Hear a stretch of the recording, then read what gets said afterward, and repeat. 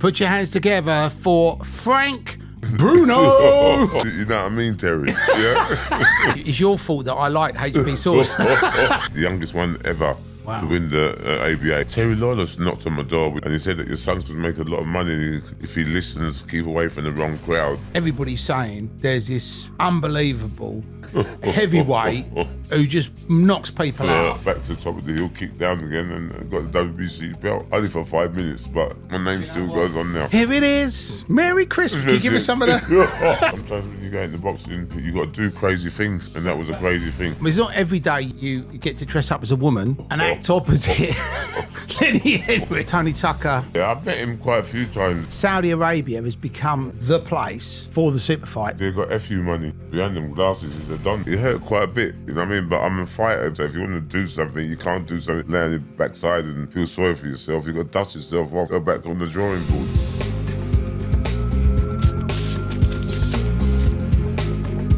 I want to say a big thank you to our sponsors, HDB Services, who stand out as a beacon of innovation and quality. They're continually pushing the boundaries to redefine services in the industry. They specialise in mechanical and electrical maintenance and fabric works. HDB Services are famous for their attention to detail and their outstanding quality of work. With a keen focus on sustainability and efficiency, HDB Services are dedicated to offering world-class and cost-effective solutions that ensure the longevity and optimal performance in the built environment. The company's team of highly skilled professionals are adept at navigating highly complex projects, emphasising preventative maintenance and quick responses to ensure minimal downtime and maximum client satisfaction. They have offices in the North, West, Midlands, Bedfordshire and London. This episode is brought to you by Mark Oliver Bespoke Tailors. Now let me tell you, Mark Oliver is one of the best tailors in Savile Row. All of their products are made in Milan. I've had my suits made there for over a decade and I swear by them. Mark Oliver brings together the classic Savile Row sharpness with the contemporary cut and style of Italy's leading tailoring houses. Available by appointment only in London's Savile Row. Mark Oliver's award-winning luxury service is the best there is. So go on, treat yourself to a luxury bit of tailoring. Looking for a company that genuinely cares for its employees' well-being? Alpha and Omega's got your back. This top-notch outfit is all about creating an inclusive and supportive environment for its team. Alpha and Omega is not messing around when it comes to their staff's training. They put all their directors, management and senior staff through IASCO courses on equality, diversity and inclusion, stress awareness, anti-bullying and harassment. These areas aren't just lip service, they're baked into the company's policies and reviewed regularly to keep things running smooth. This isn't just about ticking boxes. Alpha and Omega's trainers really opened their eyes to the impact of physical and mental health issues, showing how easy it is for businesses to step up and make a difference. They're not just playing catch up, they're setting the pace. Sticking to industry best practices and always looking to improve. Got a physical or mental health challenge? Alpha and Omega's got personalised site risk assessments and tailored work practices to help. Plus offer counselling and support services to all of their employees, making sure everybody's well-being is a priority, whether work-related or not. And it doesn't stop there. The Alpha and Omega Women, Peace and Security Foundation, co-founded by Managing Director Ken Lawton and Legal Services Director Amika Lawton, takes their commitment to the next level, providing crucial mental health counselling to the community. Frank Bruno, a fierce advocate for mental health charities, teamed up with Ken Lawton for the Road to the Ring boxing event way back in 2019. At the event, Frank Bruno promoted his book, Let Me Be Frank, where he lays it all out about his own mental health battles. Some of Alpha and Omega's colleagues picked up the book and it opened their eyes to some of the real struggles that people face. This collective learning has driven Alpha and Omega to evolve their processes and practices, ensuring they understand the impact of mental health on their people and being able to offer the support that's needed. Alpha and Omega is all in on supporting mental health and well-being. Check them out to see how they're leading the charge with their initiatives and their staff support. Make sure you click on the link below to find out more about Alpha and Omega Security.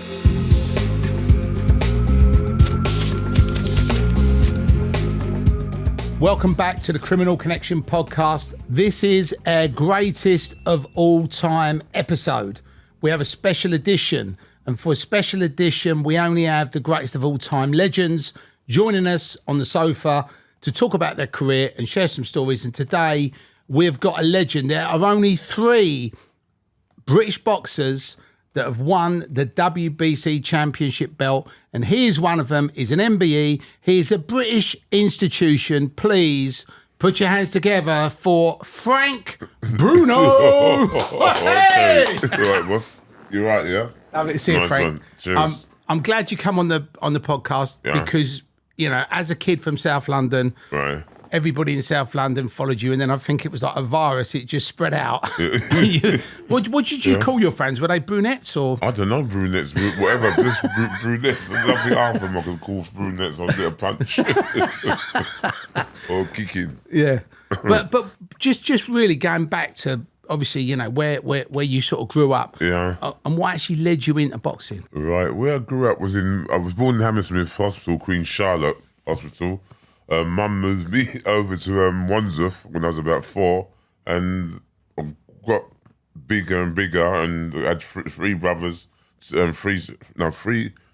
brothers and three sisters and 2 brothers in the family. I was the youngest out of a lot of them, and they looked after me pretty well. Right. But what happened? I suppose because you were a big guy, you probably had people trying their luck, right? They would try their luck, but if I couldn't handle them, my brother would handle them. You know what I mean? And I didn't have no problem with that. But yeah, I was a little troublesome youngster when I was young, fighting a lot, getting into trouble. That's why my mum sent me over to a ball school. Right. Okay. And I think that was the best thing that could have happened to me, because being in South London, there's some serious characters out there hanging around with them. I could have been locked away for life. You never knew. Right. And when you was in Borstal, was that when you started boxing? Yeah, no, I started boxing before that. I started boxing when I was about 8, 9 years old. Wow. Dad sent me down, bought me a pair of boxing gloves and sent me down to Elsevier Boxing Club to buy myself to my dad sent me down, and I've got to learn how to box. And yeah, it was pretty good. Wow. Down when I was a junior. Yeah. And when you was in Borstal, how long was you actually in Borstal for? 5 years. Wow. In and out. Right. And I mean, in Borstal, went there, but we got to come home for a weekend and whatever. But it was strict. Yeah. But a good lesson you taught out there, and they teach you a good lesson, the teachers and that. Well, I think one of the things what a lot of people need, I think, in the current environment where we are today, is the discipline's gone. Right, the respect has gone, and I think gone. And I think what you were saying earlier, the Borstal and boxing combined. Yeah. I mean, that gives you the discipline and the respect, right? No, there's some tough nuts used to be in the boarding school. You know what I mean? And yeah, they fancied their chances. Right, they were dangerous. They were very, very fit, and then a lot of hatred in their head. You could see them. You know what I mean? They just wanted to fight every day to get rid of their attention. Right. And when you come out and you know, like you said, you was in and out there for 5 years, with the boxing, is that when you really sort of focused on it? Was that when I left there at 16? That's when I really took up boxing. I had when I was a junior, I had 3 junior fights. 1, 2, lost 1 against a guy called Gary something. Gary, I can't remember. His name was Gary. Right. And then how many amateur fights did you have in total? I had, with the junior, 21, 24 fights. And junior and senior. Did you pick up any amateur titles when you was? Yeah, I was got the ABA, the youngest one ever to win the ABA, and the youngest one stands today still. Right, They amazing. Produced someone along the way. Well, that's amazing. And I take it, because you were the youngest ABA, was you heavyweight then? Yeah, definitely heavyweight. About 15 and a half stone. Wow. Yeah. So at that point, did somebody knock on your door and say? Terry Lawless knocked on my door with Maurice Hope and read the rights act to me. Because he was complaining I was hanging around with too many people, and I didn't know the people I was hanging around was touchy and monitored by the police. And he said that your son could make a lot of money and he could do very, very well if he listens, keep away from the wrong crowd, and conducts himself in the right way. And I've done that, some more and then some, you know. I think the problem with boxers and with football players is obviously they're mainly from working class. Right, yeah. And like you said, everybody goes, I'll help you, I'll manage you. But you do need someone to guide you. And Terry, I mean, he was a really well-known manager, wasn't he? Very, very well-known. And after the boxing, you know what I mean, like there's going to be something. He's a prophet sort of like guy, you know what I mean? Right. He knew the business. He knew what to do. Right. You know what I mean? Put your money away so you get a good pension when you retire and all that business. And I just, God bless him, he was a good man. He taught me a lot. He put it on the table, and it's up to you to take the bits and pieces and use it into your, you know what I mean, whatever you're doing. So Terry Lawless was your trainer. He was a manager. Manager. Yeah. And then Frank Warren, he was your promoter. He was a promoter at the end. Got it. Oh, he came in late. He came in very, very late, yeah. Right, okay. Because for some reason, I always put you with Frank Warren. I don't know why. The Frank, I got the WBC belt with Frank Warren, but Terry and we've been with each other for a long, long time, but we had a dispute and then fell out, and I went my way, and he done his way, you know? Right, got it. And when you had your first pro fight, I mean, I remember everybody saying there's this unbelievable heavyweight who just knocks people out. Right. Yeah. And I remember, and I think when you watch boxing and people that what you know, boxing, you know, some people like the art, but for me, I just want to see people get knocked out. So you was perfect for me, and I watched, and I remember like you had a 21. You know, you just knocked out everybody, and it was like this guy is winning the title without any shadow of a doubt.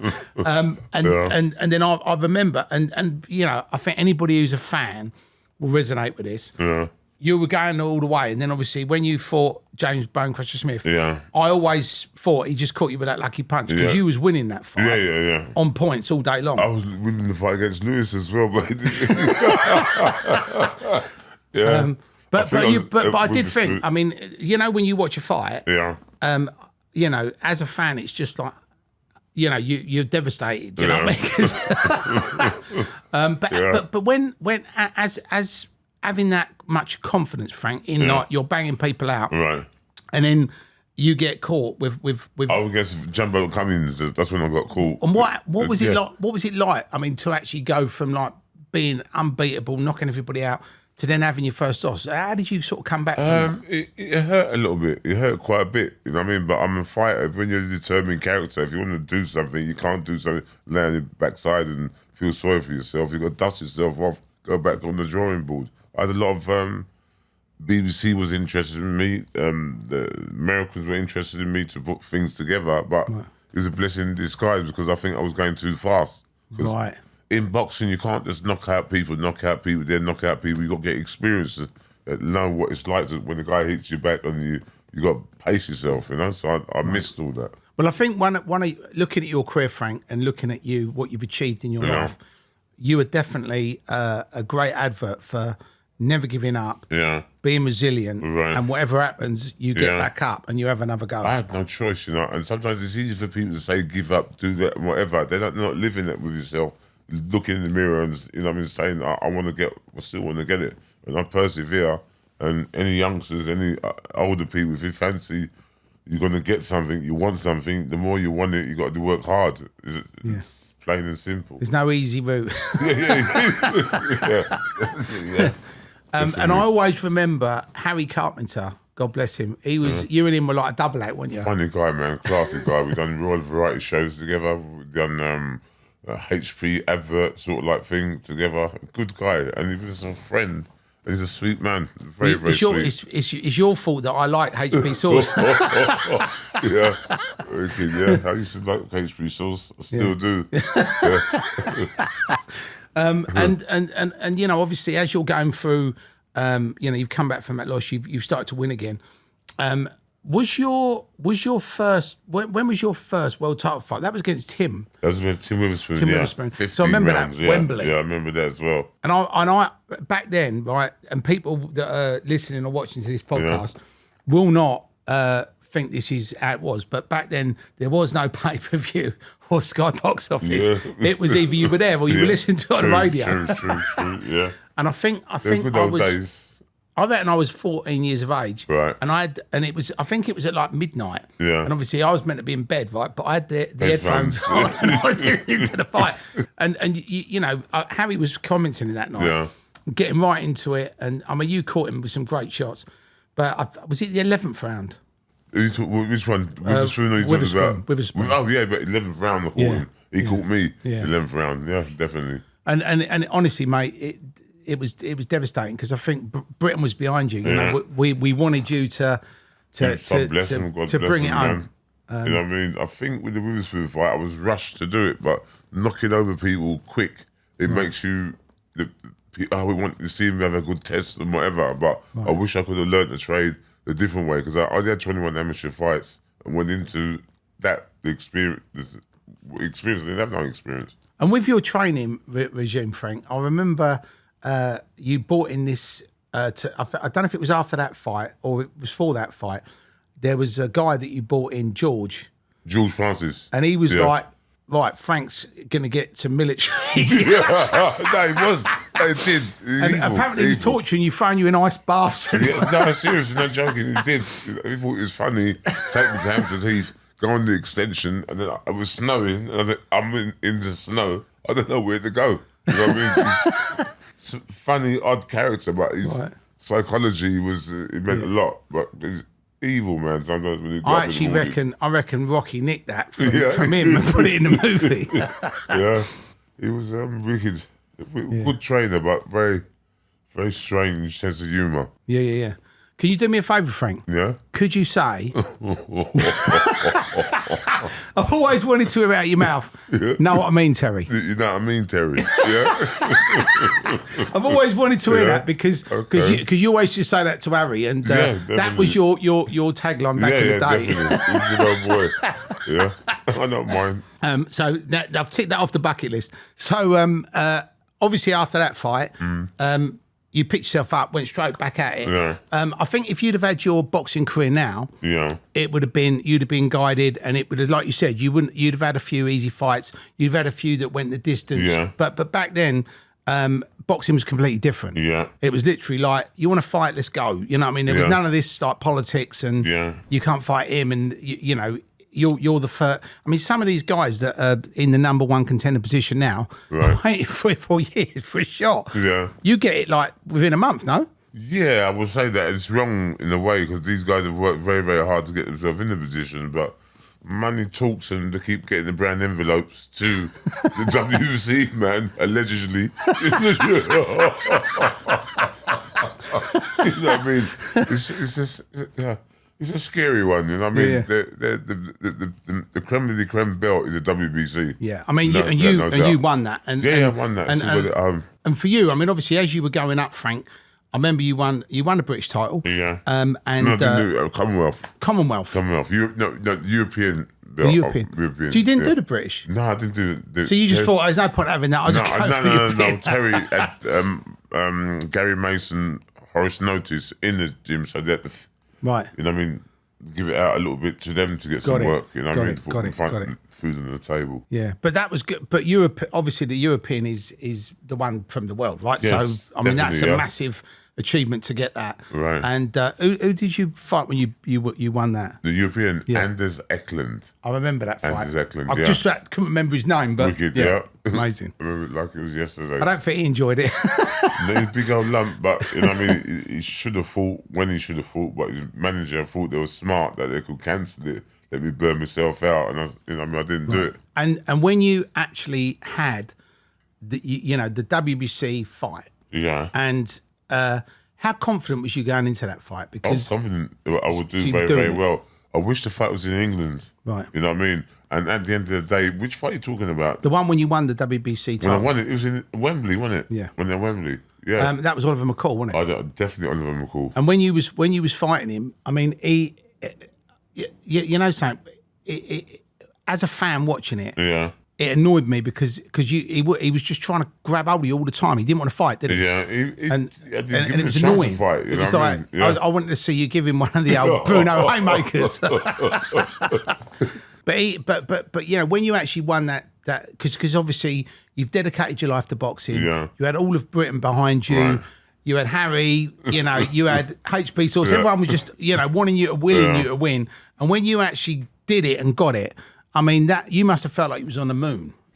I think I was a bit more higher than the moon. The sun? The stars. Stars. Yeah. Wow. Yeah. Very, very, I dedicate myself. Sometimes people, when you lose, people just give up, you know what I mean? And then I got well tested. Yeah. You know what I mean? Back to the top of the hill, kicked down again, and got the WBC belt. only for 5 minutes, but my name Do you know still what? goes on now. Winning that, there's Yeah. only 3 people. There's Lennox Lewis, Tyson Fury, and you. Yeah. And I love the fact, right, because anybody that sort of remembers Frank, but that hasn't followed him the way I have, Right. won't remember everything you did. Right. But I remember Yeah. after you won that WBC title, Right. you sung "I the Tiger," Yeah. and you become a pop star. You was pop like star, you was in yeah. the top 30. Yeah. So I've got a question for you. No problem. right? What was the question, Terry? You go on Britain's Got Talent or The Yeah. X Factor. Right. There's you, Yeah. Lennox, Right. Tyson Fury. Right. You got to sing off. Yeah. Who wins? You've got to sing off. Yeah, who wins? I think me. I think I win. I think I win it. Now Tyson Fury, you got to watch him if he's the singer. Yeah. At the end of the day. But he hasn't had any chart success, I don't believe. Yeah, true. And Frank also recently in COVID. Oh, yeah. Number 2. Oh, God. Yeah. Here it definitely. is. Merry Yeah. Christmas. Can you give us some of that? You're trying to embarrass me. No, but Frank, do you know something? Yeah. It takes a lot of balls to get in that ring, Yeah. and it takes a lot of balls to get on that mic. Yeah. Definitely, yeah. So, and the fact that you actually hit the charts, you know, Yeah. there's not. I don't think there's any boxers. Yeah. There might be one, right? But I don't know any Yeah. that have actually won a World Boxing Championship Yeah. title, I've the got WBC, and they've been in the charts. You know Yeah, what I mean? right. Good old days there, weren't we, with the shots? Yeah. And then after, obviously, you got your WBC title. Obviously, Yeah. you're riding on this massive high. Yeah. What was your first fight after that? My first fight was with Tyson when he got out of prison. I didn't have a choice. When I met Frank Warren and Don King in the hotel with my wife at the time, Yeah. they said that here is the contract. Didn't give me a chance to look at it or whatever. Looked at it and we got Oliver McCall for you. But all I decided how much I was going to get. Right. And You thought that looks nice? I don't want to get too. It was a little. Yeah, I thank Frank Warren for all what he's done and Don King. That's all it is. Because a lot of people, I mean, Tyson said in his book, obviously, that Don King didn't treat him properly. I mean, Yeah. did you? How did you find him as a? Did you like Don Don King? King. Or was you happy with Frank? I was happy with both of them. You know what I mean? At the time, because there was involved Don King when I had some fights before the last fight against Oliver McCall. Because when you fought Tyson for the first time, Yeah. obviously a lot of people were saying, "Oh well, because he's been in jail, Yeah. he's probably not been training. Oh, no, yeah. You know, this is good for Frank." And I was just thinking, like, I mean, I'm sure when you watched him when he was fighting, I mean, Right. he was quite a scary guy, right? Yeah, definitely. His arms still look big and his neck still look big. And then look, you know what I mean? Break dancing. Don't let the lisp fool you. He's right. Yeah.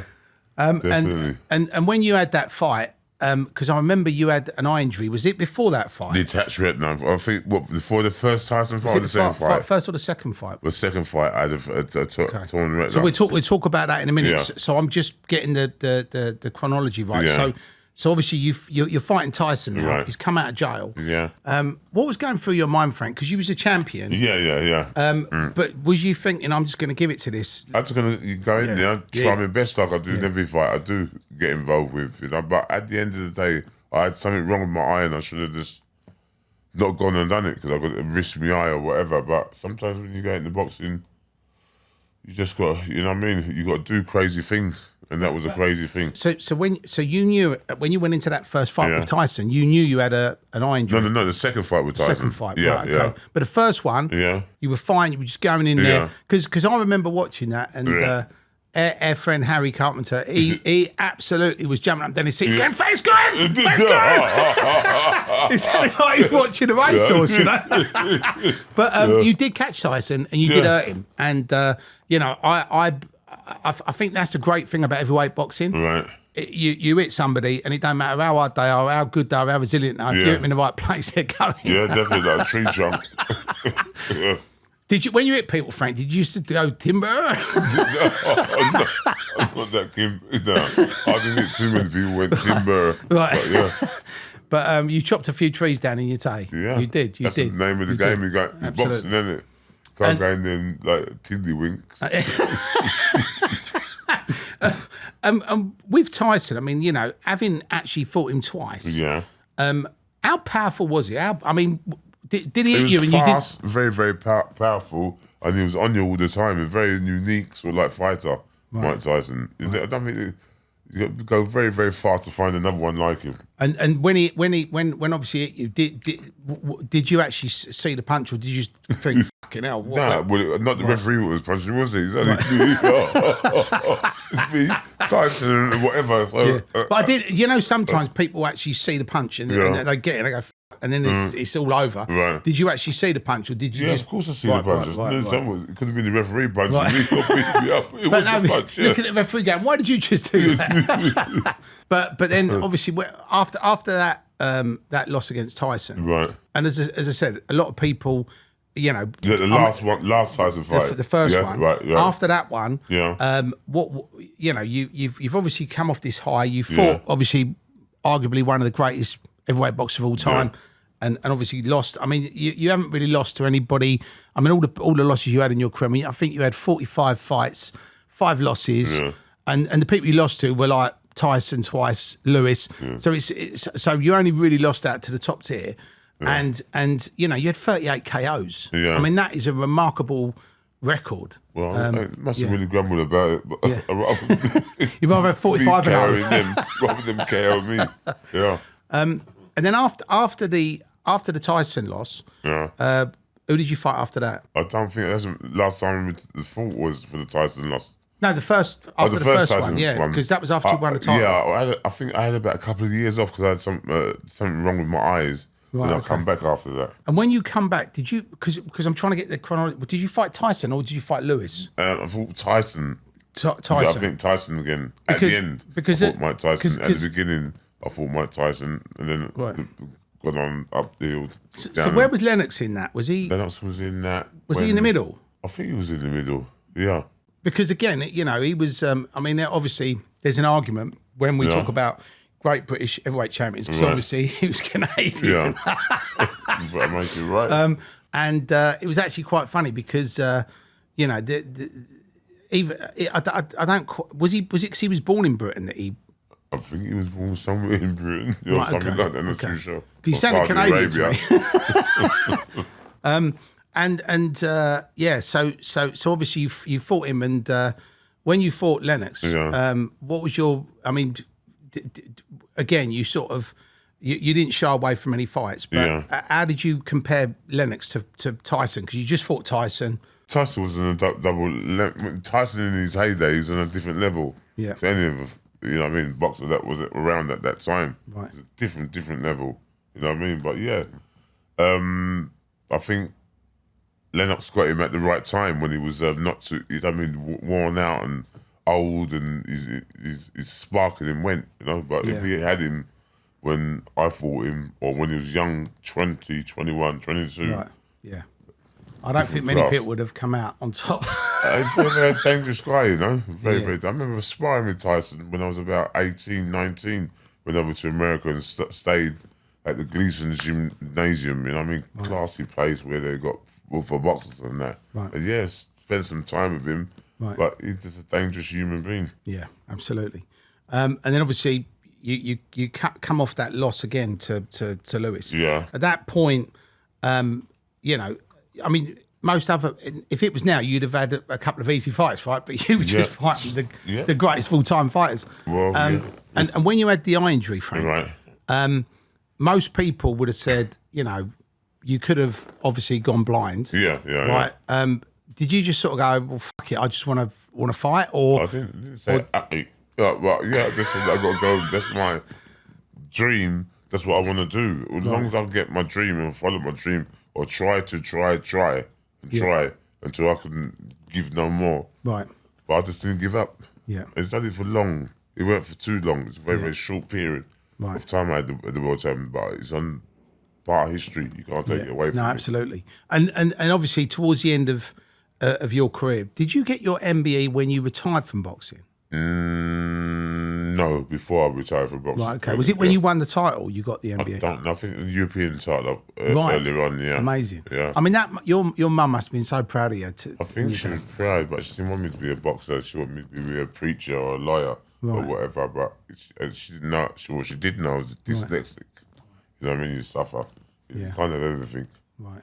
And you know, obviously, I think in between these periods of time, I remember you did a bit of acting as well. Romeo and Juliet and whatever. Yeah, it's good to do a little bit of acting. It's good to do different things. I mean, it's not every day you get to dress up as a woman and act opposite Lenny Henry. I've got to say, Frank, I did think you looked a bit of a sort. You did look a bit of a sort. Oh my God.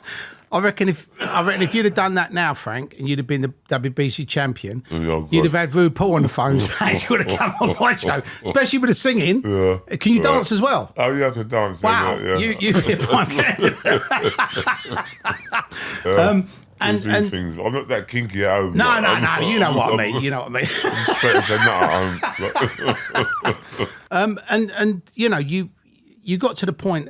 Obviously, I mean, you've written 3 books as well, which have all been bestsellers, Right. and I've read all of them, and I thought they were great books. And I think anybody who is a Frank Bruno fan, the Eye of the Tiger one I loved. Yeah. Know what I mean? Harry, not Terry. You say it's not me. You're more better than me. And then the final book was. Is that Zero to Hero? Zero to Hero, which I thought was great as well. Yeah, I mean, you know, so anybody that's watching or listening to this, if you want to read up on Frank's career and these experiences, they're great ones to read. Thank you. And then when you obviously had that sort of final loss to Tyson, at that point, did you just sort of think, I've had a problem in my eye, I just want to retire now? Yeah, I had to time out. And I knew so you it had was to, time. right. Yeah, to time out and chuck in the gloves.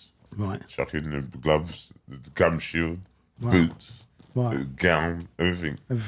And how was that? Because it must be like your life ends. It's not like your life ends. I got about 3 bags at home, just punch bags, and sometimes you still mess around with the bag and chill out and fantasize. You know what I mean about boxing, but it always be in your blood. But I mean, for you personally, Frank, it must have been hard because you every day you're waking up, you're going to the gym, you got to fight, you got to do this, you got to do that, you got to do the stuff. So to have that sort of taken away, it must feel like a part of your life had just ended. You know, it's taken away, but it's when you retire, when it's retirement time, you ain't got no choice but to retire. And obviously you had, I think you got diagnosed with bipolar. With bipolar, yeah. And I mean, did you think that you had anything wrong, or it's a very, very difficult thing to when you're young. You know what I mean? You go through some trauma things you go through. And when I was young, I had something. I didn't know I had bipolar, and today I still don't know what bipolar is. Right. Okay. Me neither. But the reason I'm asking is because obviously your experiences. Yeah. Obviously, like you said, there was something wrong, but you didn't know what it was. Yeah. Whether it was depression or bipolar or whatever it was.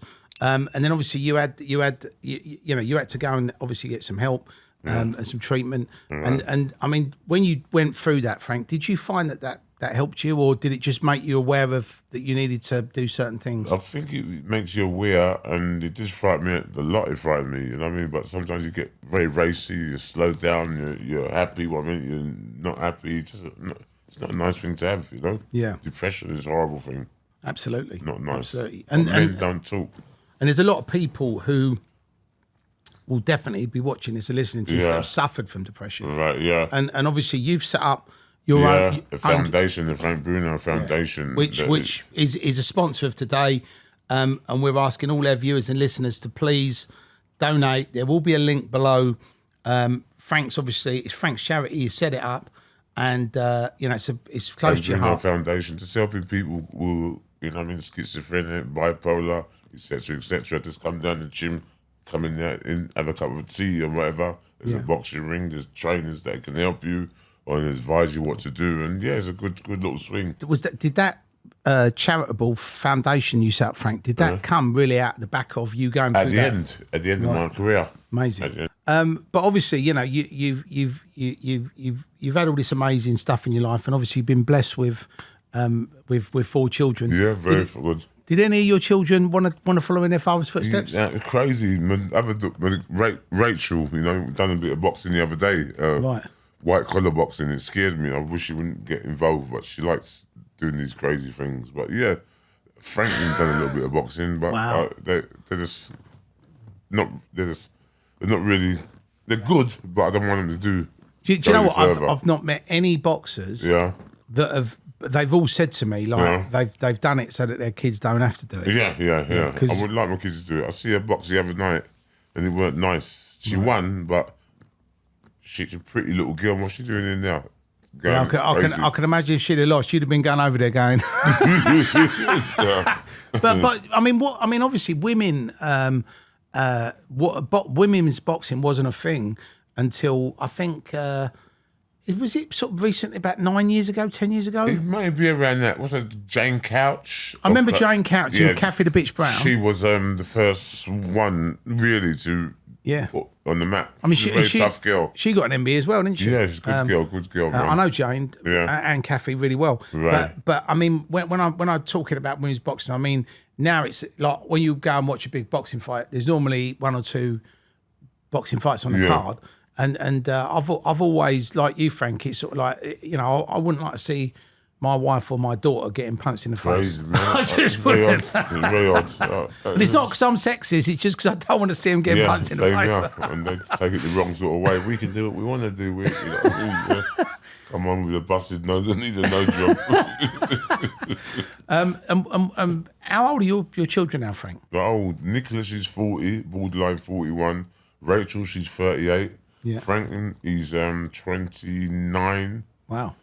Freya, she's 18. Wow. And I chopped it right off. I don't Right. want no more. You did the ram thing. You went no mas. I do very expensive sport, that is. But no, I mean, when we had three, I said that's the magic number. I'm out now. Yeah, We right. don't need any more. Yeah, definitely. What are your children all doing, Frank? One of them, Nicholas, is a day nursery nurse. Yeah. Rachel, she's doing a little bit of ducking and diving, training people and everything. Right. Franklin, he's a carpenter. Yeah. Freya, she's just at uni at the moment. Wow. She's done a whatever she's doing to try and get back into uni. Wow. But yeah, she's a very intelligent girl. She wants to be a judge. Wow. And Frank, if she becomes a judge, yeah. let's have somebody on the phone we can bring up. True. Yeah. And when you was boxing in the 90s, because for anybody that wasn't watching boxing in the 90s, that to me was the golden era of boxing. It was you, Nigel Benn. Right. You know, it was just like it was amazing, Barry. You know, Chris Eubank Senior. Yeah. I mean, it was just like a golden era for me of boxing. The 80s and the 90s were. I mean, now it's great, but back then it was just like Different class. Yeah. Yeah. I mean, the fights were happening. Everybody was fighting each other. No one was ducking anybody. And, you know, but back in the 90s, there was...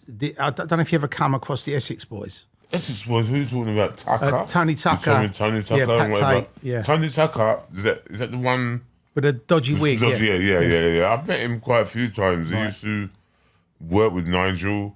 I know him through a guy called Ray Sullivan and whatever, but I don't know him that well. Yeah. I don't know him to say, I've had his number or whatever. You know, I just got walking by, respect, and just go about your business. Because you know, we was talking earlier about the films that were made about them. That's the character I played, so I wear the dodgy wig. Yeah. Ricky, I haven't really look. I'll have to get. I'll send them over to you so you can have a watch of them, Frank. Yeah, I would love to have a look watch. Yeah, but reality weren't nice the way it was done. No. I mean, nobody wants to get shotgunned in the face in a Range Rover in Essex. I mean, it's not a good way to go. Yeah, but if you deal with the wrong people, you've got to expect the wrong things happening to you. You know what I mean? Not stop kicking them. You know what I mean, at the backside or whatever. But you got to be careful. Why are they bringing a shotgun? There must have been something. Because there was a picture, because when we was doing the films, yeah, we did a lot of research, obviously, on Tony Tucker and right. about the Essex boys and about Nigel Benn, obviously, was part of it. Connor actually played his dad in the film. Yeah. Okay, yeah. It's actually on Netflix, so and Amazon, so you can actually watch, if you've got that, you can watch that, and it'll make you laugh because somebody actually went up to Nigel and said, "Oh, whoever played you in the film wasn't real. Okay. You should have got a real boxer to do it." And he's like, "It's my son." You know what I mean? But he was very polite about it. But obviously being around, you know, having met him, Like you said, there was pictures because there was a picture of you, Nigel and Tony sat. I think it was at a charity event. Yeah. That's why I asked because I didn't know if you knew them well or whether you just, like you said, just saw them, with Nigel really. Yeah. Yeah. Wicked. And Nigel started DJing, didn't he, as well? He did very good DJing at the Ministry of Sound and whatever. That's late. The thing I kind of find weird about Nigel, but he would be out late, 3, 4 o'clock in the morning, go to train, do the thing and get away with it. And not many people could do that. Well, it's like Ricky. When Ricky was fighting, Right. in between fights, he'd go and party and enjoy himself. Right. And he actually said, like, everyone used to call him in the papers. The papers are very mean. They used to call him Ricky Fatten. So I don't know if you remember, he'd come out and he had the fat suit on. Yeah. And I mean, that the Sun also did that to you, didn't they? Bongers, Bruno and whatever. But sometimes in life, when you're doing things in life, if people are not talking about you, you have to start worrying. It's when, they're talking about you, it's a good thing, a good sign. I mean, I looked at that at the time, and look, bear in mind, like, we're in a different world now. Yeah. People are respectful about people's mental health, and they would never printed that headline now. Yeah. Right. But back then it was sort of like, oh look, it's and it was like people revelled in people's pain and misery, and I've always not liked that because I did think at the time, again, if you're a fan of somebody, you stick up for them. So it's a bit like, nice to. hang on a minute, Frank's obviously going for a tough time. Why are you digging him out? Do you know what I mean?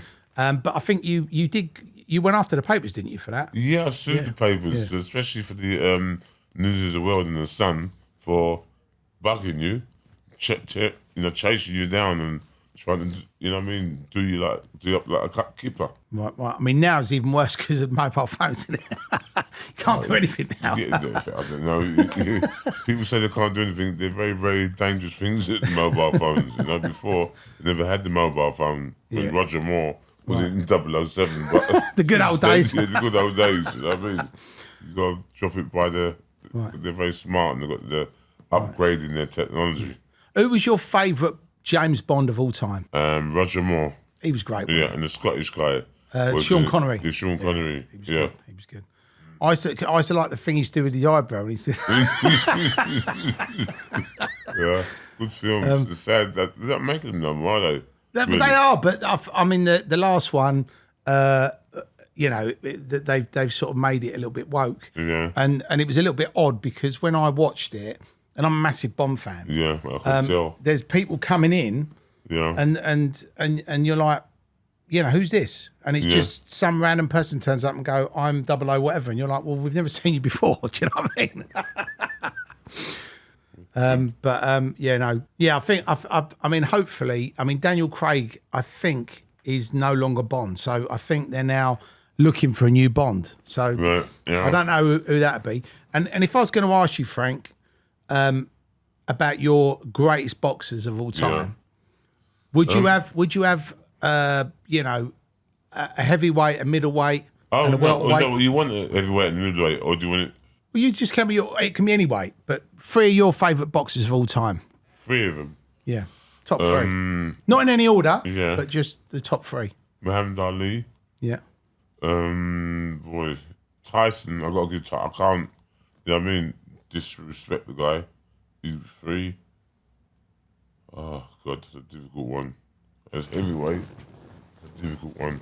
Right, so you got Muhammad Ali, you got Tyson. Yeah. Have you, any other weight? Would you go for Nigel Benn or Barry McGuigan? Nigel Benn, you can go for Ricky Banks, you can go for Michael Watson. He was great. The ice, and they're all legends in their own right, you know what I mean?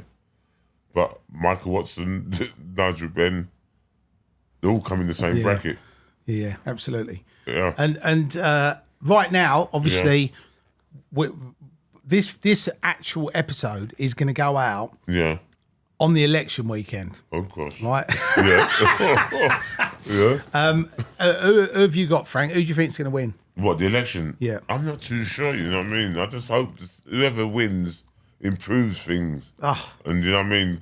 Don't give out too much money. I think everybody watching and listening to this will be in agreement with you. No, seriously. No wonder we're broke by giving others what you shouldn't deserve. Give them a phone and give them a car, give them a hotel room for nothing. What about us? I'll have that. They don't give us anything, do they? Just get a tax bill. It's not being wicked. It's not being horrible. But you know what I mean. You've got to look after your own rather than you know what I mean. But it may sound horrible but I'm not trying to be horrible. There's people that they're starving. There's people out there just living out on the road. And I agree with that. And I remember your political campaign. Don't be a plank, vote for Frank. You know what I mean? And let me tell you, don't be a plank, vote for Frank was a thing. And the Conservative Party dismissed it. Yeah. And it's like, guys, if you'd have grabbed hold of this, you should have been in, because I'd have voted for you. Yeah. And I'm sure you'd have fixed a lot of shit. And nobody's going to fuck about with you, Frank. Yeah. When you actually say to them, this is what we're doing, no one's going to start arguing with you. They'll be like, yes, Mr. Bruno. But yeah, that was it. But let's hope that whoever gets in power does the right thing. Yeah. Do the right thing, because you know what I mean?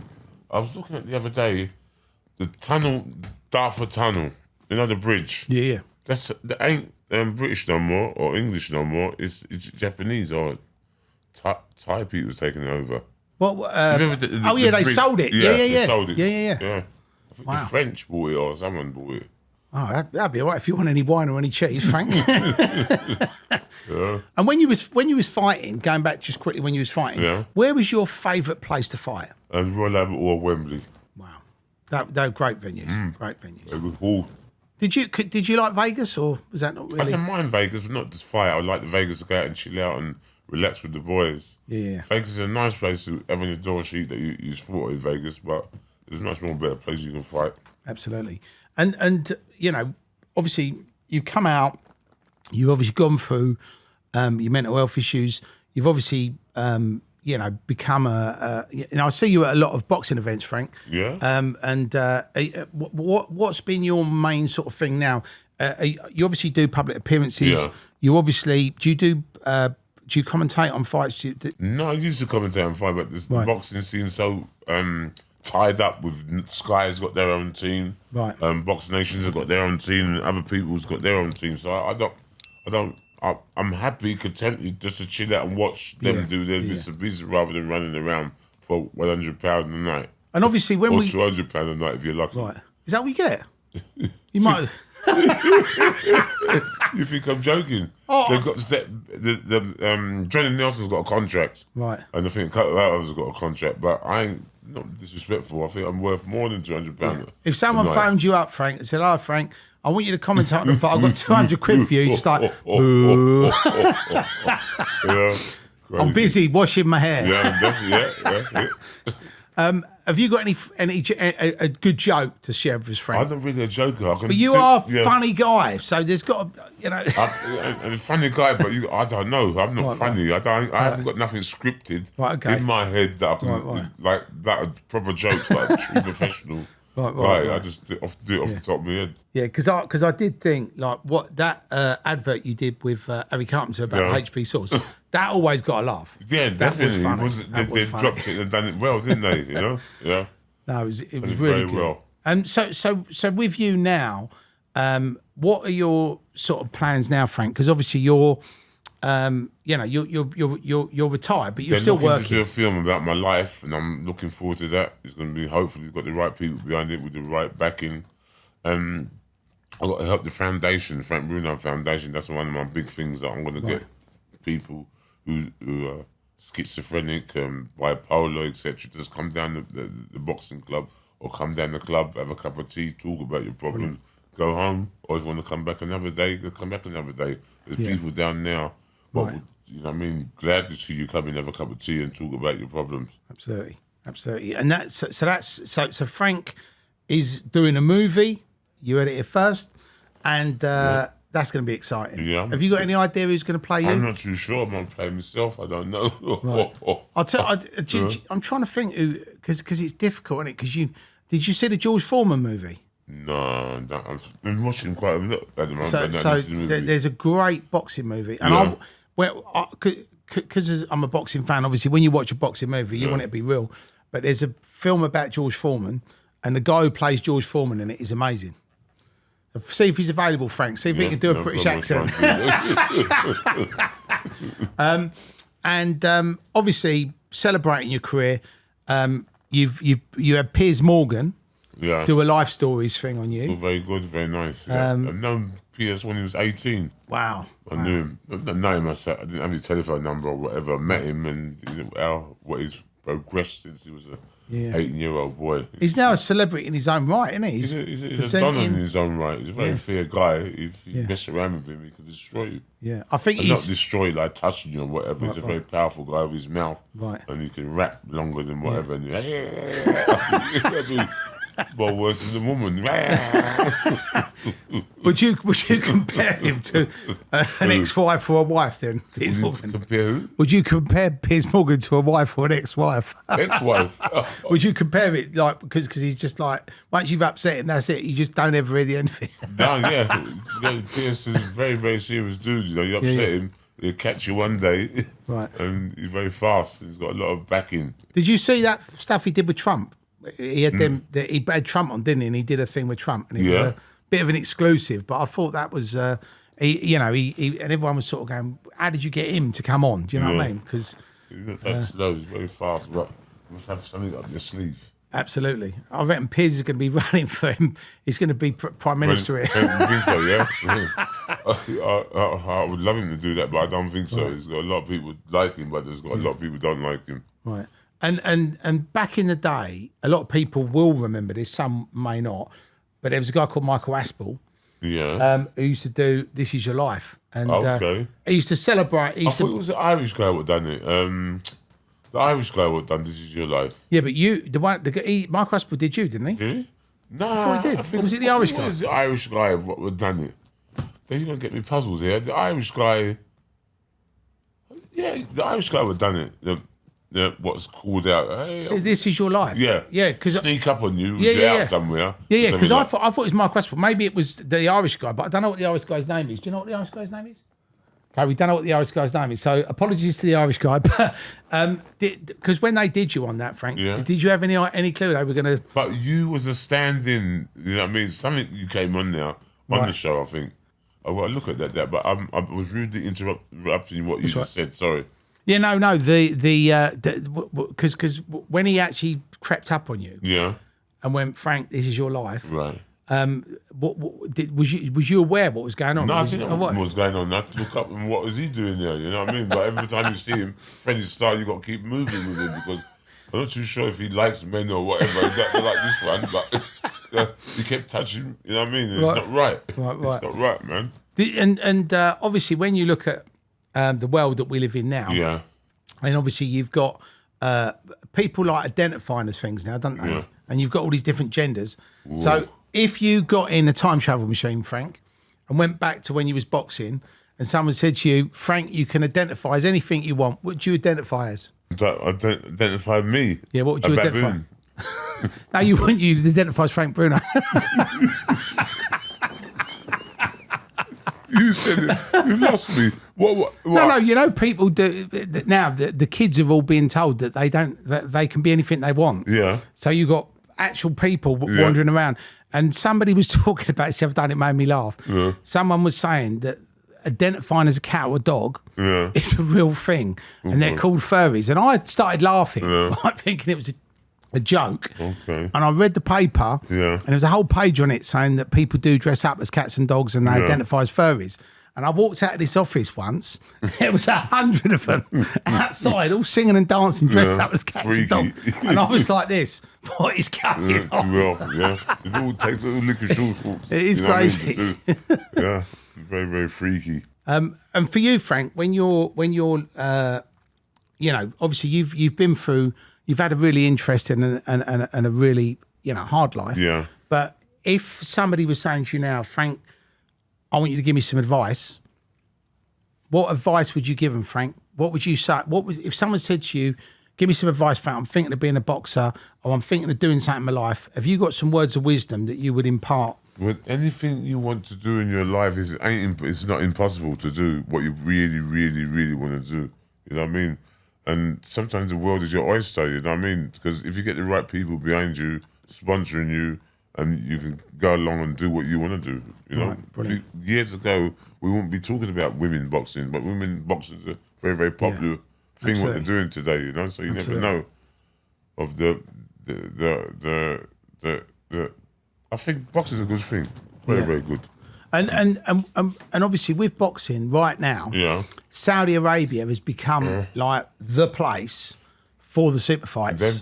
They've got FU money. Yeah. Yeah. We like that. Yeah. I reckon if you go over there, Frank, to commentate, you're going to get more than £200. Yeah. I hope so. Yeah.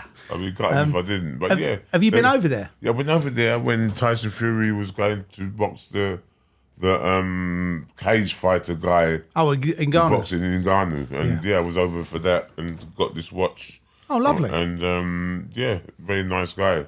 So I've never had the pleasure of meeting his Royal Highness Turkey Al Sheikh, but everyone says that he's a formidable character. He's doing a lot for boxing. What was your views on him, Frank? When you met him, did you? When you was there? Shook hands with him. He's a very nice guy. Very positive. Very constructive, and very behind them glasses. He's a don. You know what I mean? And he must have got his money from somewhere. But he's a very nice guy. Very generous. You know. I haven't had the pleasure of meeting him yet, but I am looking forward to it. I think he's a very positive guy. He don't take no nonsense. You know what I mean? He just knows what he wants and knows the boxing game in and out. And what did you think of that Fury and Usyk fight? Usyk won, I think. You know what I mean? And you can't really deny this to the devil knows what. You can try and go around the corners or whatever. Usyk won. I thought the result was right. Split. Yeah. It was a split. Yeah. You know, and I said it's either draw or split, and it was a split. Yeah. Lots of people said he lost every round. Some people said Fury won, but I'm with you on that. It's definitely split. And what's your view, Frank, on the celebrity boxing and the influence of boxing, the misfit stuff? Have you seen any of that? Celebrity boxing, it's all right if they don't get hurt. When they go in there and they try and take it too seriously and try and kill each other. You know what I mean? Because Jake Paul's fighting your mate, isn't he, Mike Tyson? Yeah, he's fighting my mate Mike Tyson. Yeah, he's fighting Mike Tyson. Yeah, but they're getting a lot of money for that. So good luck to them. Have you thought about coming back and doing a little? You could fight a celebrity. No, or whatever. that's a bit crazy at the moment. Right. I'm old enough to be your granddad. And you ask me if I want to go back in the box. So you're just about to become a granddad? No, I'm old enough to be your granddad. You're not old enough to be my granddad. No, how old are you? I'm 53.